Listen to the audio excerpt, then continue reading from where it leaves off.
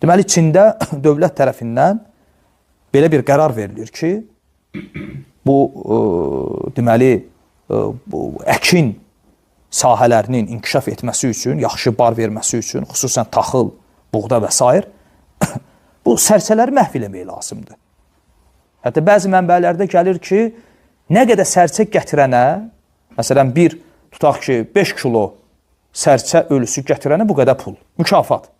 Hətta həvəsləndirici olsun deyə. Uşaqdan böyüyə, ham başlayır sərçə qırğınına çıxmağa və bu təxmini 4 il davam edir ümumilikdə. Yəni 58-ci ildən 61-62-ci illər arası. Əsasən də 1 il. Və nə qədər sərçə öldürürlər? Məlumatlar müxtəlifdir. Ən az deyilən rəqəm 20-30 milyondur. Və sonra nəticə nə olur? Nəticə bu olur ki, deməli 63 ya 64-cü ildən sonra deməli bütün tırtıllar, çəyirtkələr həmin taxıl sahələrini basır.